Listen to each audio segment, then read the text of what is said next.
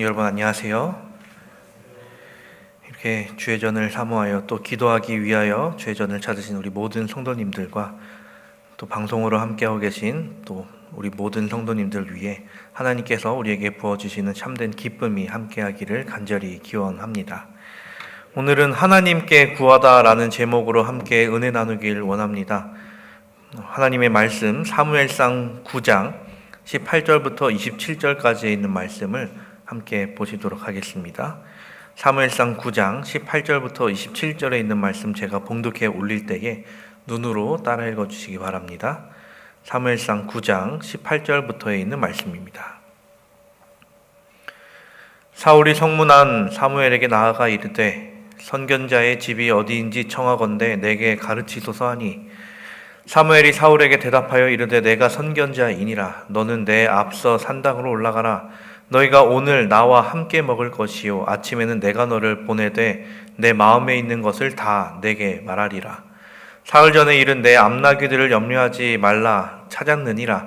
온 이스라엘이 사모하는 자가 누구냐? 너와 내 아버지의 온 집이 아니냐 하는지라. 사울이 대답하여 이르되 나는 이스라엘 지파의 가장 작은 지파 베냐민 사람이 아니니이까. 또 나의 가족은 베냐민 지파 모든 가족 중에 가장 미약하지 아니니이까. 당신이 어찌하여 내게 이같이 말씀하시나이까 하니 사무엘이 사울과 그의 사환을 인도하여 객실로 들어가서 청한 자 중 상석에 앉게 하였는데 객은 30명 가량이었더라. 사무엘이 요리인에게 이르되 내가 내게 주며 내게 두라고 말한 그 부분을 가져오라. 요리인이 넓적다리와 그것에 붙은 것을 가져다가 사울 앞에 놓는지라. 사무엘이 이르되 보라 이는 두었던 것이니 내 앞에 놓고 먹으라. 내가 백성을 청할 때부터 너를 위하여 이것을 두고 이 때를 기다리게 하였느니라. 그날에 사울이 사무엘과 함께 먹으니라. 그들이 산당에서 내려 성읍에 들어가는 사무엘이 사울과 함께 지붕에서 담화하고 그들이 일찍 일어날새 동틀 때쯤이라. 사무엘이 지붕에서 사울을 불러 이르되 일어나라. 내가 너를 보내리라 하매 사울이 일어나고 그 두 사람 사울과 사무엘이 함께 밖으로 나가서 성읍 끝에 이름에 사무엘이 사울에게 이르되 사원에게 우리를 앞서게 하라 하니라. 사원이 앞서감으로 또 이르되 너는 이제 잠깐 서 있으라. 내가 하나님의 말씀을 내게 들려주리라 하더라. 인간에게 있어서 갖기 어려운 마음 하나를 꼽아보자면 아마 그중 하나는 겸손일 것입니다. 겸손이란 자신을 낮추고 타인을 존중하고 또 자신의 부족함을 알고 자신보다 뛰어난 이들이 있음을 겸허하게 받아들이는 자세를 뜻합니다. 겸손은 교만에 이제 반대되는 말이죠. 인류의 첫 번째 범죄가 교만으로부터 비롯되었습니다. 그리고 그 마음에 교만이 없어졌을 때 사람은 겸손하게 됩니다. 그렇게 우리는 교만의 결과와 겸손의 결과를 직접 보지 않아도 우리에게 무엇이 더 유익한지 잘 알고 있습니다. 그런데 중요한 것은 이 겸손은 자연스럽게 생기기가 어렵다는 것이죠. 보통 교육을 통하거나 모본이 될 어떤 존재를 보고 배우게 됩니다. 배운다는 것이 지식적인 것을 뜻한다면 더 나아가 우리는 겸손을 몸에 익히는 일이 필요하다는 것이죠. 대중문화를 이끌어가는 한 사람, 박진영이라는 한 아티스트가 있습니다. 그는 젊은 시절부터 지금까지 대중문화를 이끌어가는 사람으로 볼 수 있죠. 젊은 시절에 아주 화려한 퍼포먼스로 사람들의 주목을 받아온 사람이기도 합니다. 그 사람이 이제 젊었을 시절에는 무대 위에 있었다면 나이가 들어서는 이제 연예 기획사를 세워 후배들을 양성하는 일을 하고 있습니다. 박진영이 후배들에게 이것은 꼭 가져야 한다라는 것을 후배들에게 가르치는데 그것은 바로 인성이었습니다. 그리고 그 인성을 위해서 필요한 것 3가지를 알려줍니다. 첫 번째는 진실이라고 이야기를 합니다. 진실한 사람, 그리고 한마디를 하더라도 진실하게 하라고 가르치고 있다는 것이죠. 세상 사람들 중에는 욕을 입에 달고 사는 사람들이 있죠. 근데 그런 말투가 어렸을 적에는 강해 보일 수 있으나 우리는 알죠. 그런 말이 섞인 말을 하게 됐을 때 진실하게 보기 참 어렵다는 것입니다. 그리고 이 박진영이 이야기하는 두 번째는 성실이라는 것입니다. 박진영이 이제 연예계에 있으면서 봐온 것들이 있다라고 합니다. 세상에는 정말 재능 있는 사람들이 많다는 것이죠. 그리고 언제나 그 재능 있는 사람들이 나타나고 또 나타나며 또 나타나는 것을 봐왔다고 합니다. 그런데 성실히 자신을 가꾸며 성장하려 노력하지 않는다면 금세 대중들로부터 외면받는 것을 봐왔다고 합니다. 기회가 왔을 때 그 기회를 오래도록 이끌지 못하고 반짝하고 없어진 사람들을 봐왔다는 것이죠. 그렇게 성실하지 않아 사라져간 인물을 정말 많이 봐왔다라고 이야기를 합니다. 그리고 세 번째 이야기하는 것은 겸손이었습니다. 그리고 이야기하는 것이 겸손하지 않아도 성공할 수 있다. 그런데 사람에게는 누구나 위기가 찾아온다. 그런데 그때 겸손한 생활을 해온 사람은 그 자신에게 찾아온 위기를 다른 사람들을 통하여 회복할 수 있고 극복해낼 수 있다라고 이야기를 하는 것이었습니다. 나를 일으켜주는 것은 내가 아닌 나의 겸손을 봐온 사람들이라는 것이죠. 오늘 본문에 나온 사람은 사울입니다. 그 이름의 뜻은 구하다, 하나님께 구하다입니다. 이 사울은 이스라엘의 초대 왕입니다. 사도 바울의 그 히브리식 이름도 이와 같죠. 사울이 왕이 된, 그리고 이스라엘의 왕이 세워지게 된 계기가 무엇이었습니까? 가장 큰 이유 하나는 사무엘이 나이가 들었다는 것이었습니다.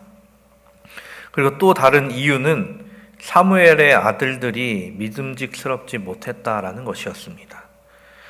그렇게 이스라엘 백성들은 사무엘을 찾아가 왕을 달라, 우리에게 왕을 달라라고 요청을 하죠. 그때 사무엘이 한 말은 이러합니다. 너희의 하나님 여호와께서는 너희의 왕이 되심에도 불구하고 너희가 내게 이르기를 아니라 우리를 다스릴 왕이 있어야 하겠다 하였노라. 그렇게 왕이 될 사람을 구해서 왕이 된 사람이 사울이었습니다. 이 사울이라는 사람에 대해 알아보기 위해서는 우리는 사무엘 9장을 봐야 합니다. 근데 중요한 것은 9장 1절, 이 사울이라는 사람에 대해 먼저 설명하기보다 사울의 아버지부터 이야기를 하게 되죠. 베냐민 지파에 유력한 사람이 있었다라고 이야기를 합니다. 그는 아비엘의 아들이었으며 스롤의 손자였으며 베고랏의 증손이었으며 아비야의 현손이라고 소개를 합니다. 그리고 그 기스의 아들이 있으니 그의 이름이 사울이었습니다. 이어서 이 사울이라는 사람의 용모에 대해서도 설명을 합니다. 준수한 소년인데 이스라엘 자손 중에 그보다 더 준수한 자가 없고 키는 모든 백성보다 어깨 위만큼 더 컸다라고 이야기를 합니다. 이를 보고 학자들은 사울의 키가 190은 좋게 넘었을 것이다 라고 이야기를 하죠. 그 당시에 이 정도의 키를 가진 사람은 이스라엘 내에서 정말 보기 힘들었을 것입니다. 그런 그가 아버지로부터 심부름 하나를 받게 되죠. 아버지 기스는 암나귀를 잃어버리고 사울에게 사환 하나를 데리고 그 암나귀를 찾아오라라고 시킵니다. 그런데 도망간 암나귀를 무슨 수로 찾겠습니까? 그런데도 그는 열심히 이것저것을 찾으려 다녔지만 암나귀를 찾아내지 못합니다. 그렇게 도저히 찾지 못하겠어서 이제 돌아가려 하자 사환이 사울에게 이야기하죠. 우리 한번 사무엘을 찾아가 봅시다. 선견자 사무엘에게 찾아가면 그가 우리에게 혹시 알려줄지도 모르겠습니다. 사무엘이 찾아준다면 이보다 더 정확할 수는 없겠지만 제 생각에는 이런 일로 사무엘까지 찾아가야 하나라는 생각을 하게 되었습니다. 우리가 잘 알듯이 사무엘은 온 이스라엘의 판관이었는데도 말입니다. 그리고 나이가 꽤 들었음에도 불구하고 말입니다. 물론 이 암나귀가 그들에게 있어서 소중한 재산이었을 수도 있습니다. 그런데 이렇게 암나귀를 찾아야겠다라는 생각을 가진 사람들이 이스라엘 전국 각지에서 이 사무엘을 만나기 위해 찾아왔다라고 생각을 해본다면 사무엘의 하루 일과가, 하루 해야 할 일이 얼마나 많았을지 상상이 되지 않을 정도인 것이죠. 사무엘이 어떻게 됐든 간에 사울은, 그리고 사완은 아버지의 심부름을 완수하기 위해 사무엘을 찾아갑니다. 그렇게 사울은 사무엘을 만나게 되는데, 사무엘이 사울에게 한 이야기는 너가 이스라엘의 왕이 될 것이다 라는 이야기였습니다. 그리고 그에게 기름을 붓고 입을 맞추게 되죠. 그리고 사무엘은 사울이 이 말을 믿지 않을까봐 세 가지의 예언을 하게 되죠. 첫 번째는 돌아가다가 두 사람을 만나서 아버지가 암나기를 찾았고 이제는 아들 걱정을 하니 돌아오라 라는 이야기를 들을 것이다. 두 번째는 베델로 올라가는 세 사람을 만나게 되는데 그들로부터 너는 떡 두 덩이를 받게 될 것이다. 세 번째는 하나님의 산에 이를 때에 선지자의 무리가 비파와 소고와 저와 수금을 앞세우고 예언하며 내려오는 것을 만나게 되는데 그때 여호와의 영이 크게 임하여 너가 그들과 함께 예언하고 세 사람이 될 것이다 라고 이야기를 합니다. 이후 이 모든 것들이 이루어지고 사무엘이 이스라엘 백성들을 미스바로 모은 후에 하나님께서 세우신 왕을 알려준다라면서 제비를 뽑게 됩니다. 12지파 중에는 베냐민 지파가, 그리고 베냐민 지파 중에서는 마드리의 가족이 뽑히게 됩니다. 그리고 그 마드리의 가족 중에서는 기스의 아들 사울이 뽑힙니다. 사울이 이스라엘의 왕이 될 수 있었던 이유는 제비에 뽑혀서라기보다는 그에게 있어서 아주 좋은 성품이 있었기 때문이었습니다. 그 성품 중 하나는 바로 그가 겸손한 자였기 때문이었습니다. 사울이 왕이 될 것을 들었을 때, 사무엘을 만나고 사무엘이 그와 함께 이야기했을 때 사울의 반응은 이러했습니다. 나는 이스라엘 지파의 가장 작은 지파 베냐민 사람입니다 라고 이야기를 합니다. 물론 이 표현이 정확한 표현이긴 합니다. 왜냐하면 야곱의 12아들 중 가장 막내인 베냐민 지파였기 때문이죠. 또 우리가 잘 알듯이 사사기 마지막에 나온 그 이스라엘 내전에서 베냐민 지파는 큰 피해를 입고 남자 600명만 살아남게 되죠. 물론 이 사건이 있던 때가 사사기 초기였지만 분명히 베냐민 지파는 계속되는 어려움에 있어야 했었을 것입니다. 그리고 사울은 계속해서 이야기를 합니다. 나의 가족은 베냐민 지파 모든 가족 중에서 가장 미약합니다. 어떻게 보면 이 표현이 그의 겸손의 표현이라고 볼 수 있는 것이죠. 근데 우리가 사무엘상 9장 1절을 보면 이 기스라는 사람에 대해 표현할 때에 유력한 사람이라는 표현을 하게 되죠. 이 유력하다라는 말의 원어는 이제 하일이라는 말인데 이는 힘이 있고 능력이 있으며 부와 재산을 가진 사람을 뜻하는 말이었습니다. 한마디로 이 사울의 집안 그리고 기스의 집안은 꽤 힘이 있는 집안이었다는 것이죠. 그런데 사울은 본인의 가정을 힘이 없는 가정으로 이야기하면서 사무엘 앞에 겸손한 표현으로 자기를 이야기합니다. 또 사울은 자신이 제비를 뽑히는 그 과정 가운데서도 자신이 뽑힐까봐 자신이 그 왕이 되지 않기 위해 숨어 있던 사람이었습니다. 물론 어느 정도 소심한 성격을 가진 인물로 보일 수도 있으나 그의 심성이 겸손했었음을 나타내 보이는 표현으로도 우리는 볼 수 있는 것이죠. 그리고 사울이 왕이 될 수 있었던 또 다른 모습은 그가 순종하는 자였기 때문이었습니다. 그가 사무엘을 만나게 되는 과정에서 그가 먼저 하고 있었던 일이 있었죠. 바로 아버지의 그 심부름, 암나기를 찾아오라는 심부름이었습니다. 도망가 버린 암나기를 찾아오라는 아버지의 명령을 듣고 사울은 이에 순종합니다.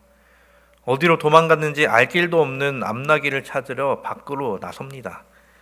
그리고 나중에는 아버지가 걱정할 정도로까지 암나기를 찾아 나서죠. 본인이 부여받은 임무에 대해 충실히 행했다는 것을 우리는 볼 수 있습니다. 그뿐 아니라 사완의 말, 어떻게 보면 자기의 종의 말에도 경청하던 사람이었습니다. 사무엘을 찾아가 보자라는 그 사완의 말도 잘 듣고 사무엘에게 찾아가던 그였죠. 그리고 사무엘이 본인에게 한 예언을 듣고 그 길을 향해 나아가는 모습까지 우리는 볼 수 있습니다. 그가 겸손한 마음과 또 순종하는 그 마음을 가졌던 그였기 때문에 사무엘은 그에게 기꺼이 기름을 부었던 것이었습니다. 이때까진 말입니다. 그런데 그가 왕이 된 후 어떻게 보면 처음 모습을 잃어버린 모습이 계속해서 보이게 되죠. 그가 하나님을 떠난 과정 첫 번째는 하나님께 본인이 직접 제사를 드리는 그 순간부터였습니다. 물론 그 전부터 그의 마음이 변했을 것이지만 직접 그 행동으로 보이는 것이 이 사건이었습니다. 사울은 즉위 초기에는 이스라엘 민족으로부터 그렇게 큰 지지를 받는 사람은 아니었습니다. 사울이 이야기했던 것처럼 가장 작은 베냐민 지파 사람이었기 때문이었죠. 그런데 그가 전쟁에 나가 승리하게 되면서 이스라엘 온 민족으로부터 큰 지지를 받게 됩니다. 그러나 불과 2년 후 블레셋과의 전쟁을 하던 중 어마어마한 수의 블레셋군이 길갈에 모였다는 것을 소문으로 듣게 됩니다. 이 소식을 들은 이스라엘 백성들은 겁에 질려 흩어지기 시작합니다. 성경상에서는 이 6천 정도 됐던 병사들이 300명의 수로 줄어버렸다라고 하죠. 그래서 이들을 하나로 모을 수 있는 방법이 무엇일까 생각하다가 바로 하나님께 제사를 지내며 하나님께 그 능력을 구하는 일이었던 것입니다. 우리가 하나님과 함께 한다면 이들을 이길 수 있다라는 것이었죠. 그래서 사울은 사무엘을 통해 제사를 지내므로 하나님께서 우리와 함께 하심을 병사들에게 알려주고 싶었던 것 같습니다. 그런데 사울의 생각과 사울의 뜻대로 이 모든 것이 흘러가지 않았죠. 사무엘이 본인의 생각과 다르게 너무 늦는 것이었습니다. 물론 언제까지 오십시오라고 약속하는 것이 아니라 사무엘을 불러오는 그 길이었기 때문에 사무엘이 늦는다고 뭐라 할 수는 없겠지만 이를 기다리다 못한 사울은 본인이 직접 그 번제를 드리게 됩니다. 사울은 생각했을 것입니다. 나라고 못할 것은 없지 않을까? 이 정도는 나도 할 수 있을 것 같은데 에이 뭐 이 정도야.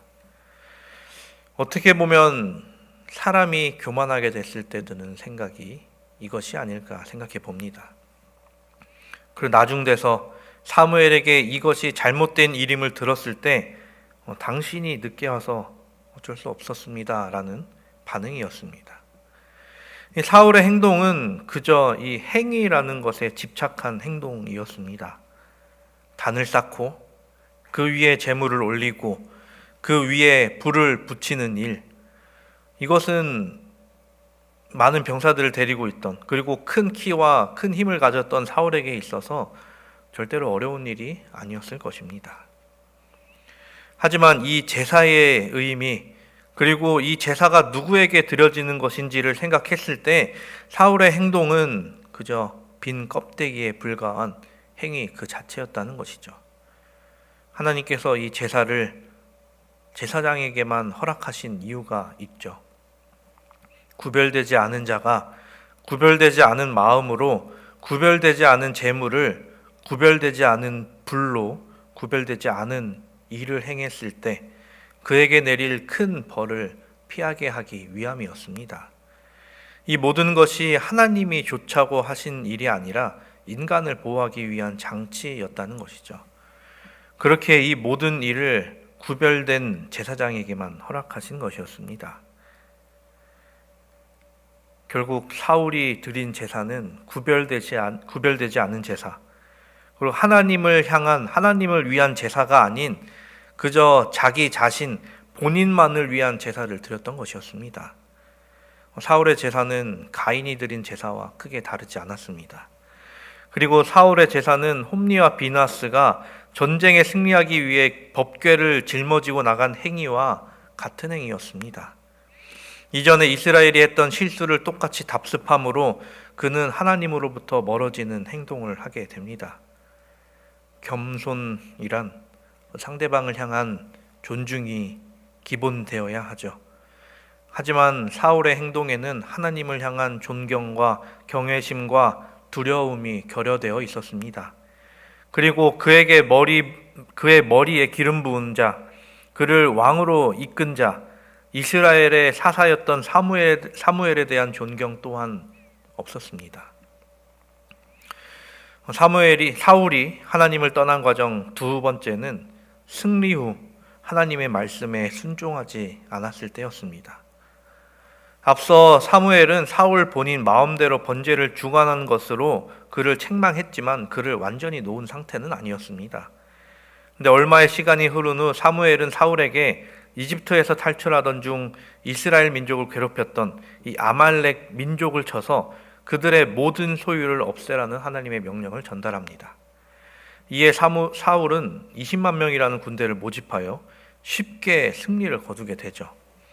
그런데 진멸하라라는 말과 다르게 아말렉의 왕 아각을 사로잡게 됩니다.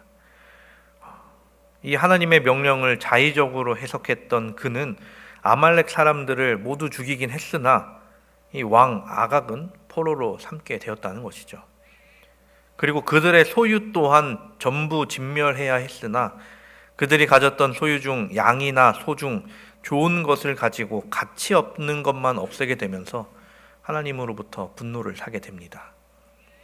거기에 자신의 승리를 기념하기 위한 승전비까지 세우고 길갈로 가게 되죠. 그의 뒤를 쫓아간 사무엘은 하나님의 명령을 어기고 아말렉의 왕을 살려둔 것, 그리고 양과 소 중 좋은 것만을 취한 것을 추궁하게 됩니다. 이 추궁에 사울은 이야기하죠. 저것들은 백성들이 하나님께 드리기 위해 제일 좋은 녀석들만 가져온 것입니다. 여기서도 사울은 본인의 실수를 백성들 탓으로 돌립니다. 아까 드렸던 번제에 사무엘이 늦은 것을 탓한 것처럼 이번에는 백성들을 탓하죠. 이에 대한 사무엘의 책망은 이러합니다. 사무엘이 이르되 여호와께서 번제와 다른 제사를 그의 목소리를 청종하는 것을 좋아하심같이 좋아하시겠나이까? 순종이 제사보다 낫고 듣는 것이 순양의 기름보다 나으니. 겸손이라는 것이 우리의 내적인 것이라면 순종은 우리의 외적에서 나타나는 행동입니다. 사울은 그의 마음과 그의 행동 모두가 하나님을 떠나게 됐던 것이죠. 처음 그가 가졌던 마음과 성품을 전부 잃어버린 사람이 되어버리고 말았습니다. 그렇다면 우리는 어떤 마음을 가지고 또 어떤 행동을 하며 살아가고 있습니까? 우리는 세상의 왕인 사울이 아닌 진짜 하늘의 왕인 예수 그리스도를 보며 살아가게 되기를 간절히 바랍니다. 예수님의 그 왕으로서의 또 다른 표현이 있죠. 겸손의 왕. 그뿐 아니라 하나님의 말씀에 온전히 순종한 분으로 우리는 잘 알고 있습니다. 사울의 행동들이 한 번 그리고 두 번, 그 두 번의 실수였을까요? 이 큰 실수를 이 실수 한 번 한 번을 위하여 그에게는 여러 번의 전조가 있었을 것입니다. 하나님으로부터 조금씩 벗어나는 행동들이 쌓이고 하나님의 마음을 헤아리지 못하는, 하나님의 말씀을 듣지 않는 그 행동들이 쌓여서 결정적인 행동을 하게 만든 것이었을 것입니다. 이는 누구의 실수입니까? 그는 이스라엘의 왕이었으며 이스라엘을 대표하는 한 인간의 실수였습니다. 그에 대해 이 사울이란 사람은 우리의 왕이 아니니 상관없다. 나는 대표자가 아니기에 그와 같은 심판을 받을 일은 없다라고 생각할 수 있습니다. 그것은 우리끼리 있을 때나 그런 것이죠. 우리끼리 있을 때, 재림교인들과 함께 있을 때는 우리가 그렇게 특별하지는 않습니다. 제가 이 교회에서 여러분들께서 목사님이라고 불러주시고 조금 특별한 느낌이 있지만 저도 결국 한 재림교인의 한 명에 불과하고 선배 목사님들 사이에 끼어 들어가면 저는 보이지도 않는 한 존재가 됩니다. 근데 우리가 밖으로 나가면 우리는 어떤 무리의 유일한 재림교인이 될 수도 있습니다. 그리고 나 하나가 이 재림교회 그리고 마석교회의 대표자가 돼버릴 수도 있습니다. 제가 군 생활하던 시절 저는 처음에는 우리 부대의 유일한 재림군인이었습니다. 그래서 제가 하는 행동 하나하나가 이들에게는 재림교인은 이렇다라는 것을 인식하게 만드는 일이기도 했죠. 저 외에 재림군인을 본 사람이 없기에 저 자신만 조금 조심한다면 큰 문제 없이 신앙생활을 할 수 있었습니다. 근데 제 친구는 그 친구가 군 생활하기 전, 그 자대를 배치받기 전 그곳에 원래 있었던 재림군인이 불성실한 모습을 보였기에 처음에는 신앙을 지키기 위해 정말 힘들었고 교회에 가지 못하는 일을 하다가 나중에 나중 돼서야 그 인식을 뒤집고 이제 신앙생활을 이어 나갈 수 있었습니다. 그 기간까지가 1년이 넘는 시간을 보내게 되었던 것이죠. 우리가 한 말, 그리고 우리가 한 행동 하나로 세상 사람들은 재림교인들은 저렇구나라고 판단을 할지도 모르겠습니다. 사랑하는 우리 성도 여러분, 예수 그리스도께서는 하늘의 대표자로 이 땅에 오셔서 우리에게 겸손과 또 실천의 모본을 보이셨습니다. 오늘 우리가 살펴본 이 사울이라는 사람이 정말로 악한 사람이었느냐라고 하면 이후 나오는 남방 유다와 북방 이스라엘의 그 왕들을 보면 이 사울은 정말 착한 사람이기도 합니다. 하지만 그들에 비해 선할 뿐이지 하나님의 백성들을 하나님께로 이끌기에는 부족한 사람이었던 것이죠. 그래서 여전히 그들에게 필요한 존재가 메시아였습니다. 예수 그리스도와 같은 존재, 그리고 그 후로 나타난 인물이 다윗이 되는 것이죠. 화이트 선지자는 부조와 선지자를 통해 우리에게 이렇게 이야기를 합니다. 만일 사울이 이 시련의 때에 하나님의 요구를 존중하였더라면 하나님께서는 사울을 통하여 당신의 뜻을 이룰 수 있으셨을 것이다. 이제 그의 실수는 그가 하나님의 백성에게 그분의 대리자가 되기에 부적당하다는 것을 증거하였다. 그는 이스라엘을 그릇된 길로 인도할 것이다.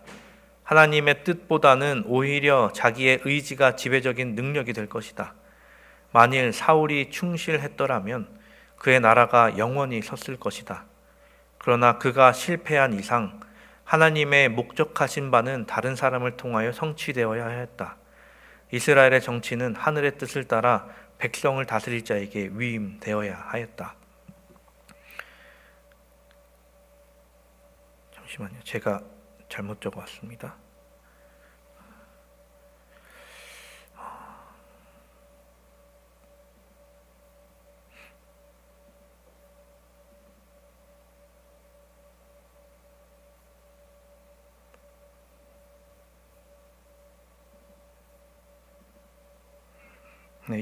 이 다음에 나오는 부조와 선지자 말씀을 알려드리도록 하겠습니다.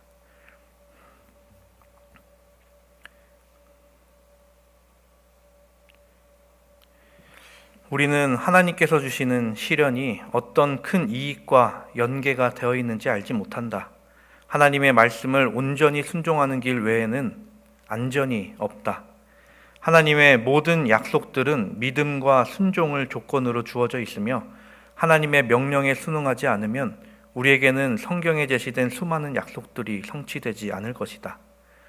우리는 일시적 감정을 따르거나 사람들의 판단을 의지하지 말고 계시된 하나님의 뜻을 바라보고 우리 주위의 환경이 어떠하든 상관하지 말고 하나님의 명확한 계명을 따라 행할 것이다.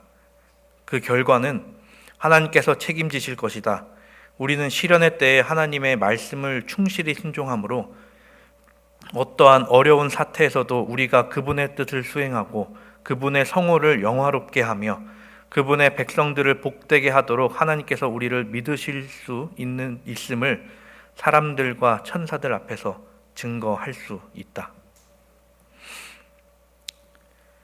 사울은 이스라엘 백성들이 하나님께 구한 사람이었습니다. 그의 이름의 뜻 하나님께 구하다처럼 말입니다. 하지만 그들을 정말로 이끌던 사람은 하나님이셨죠.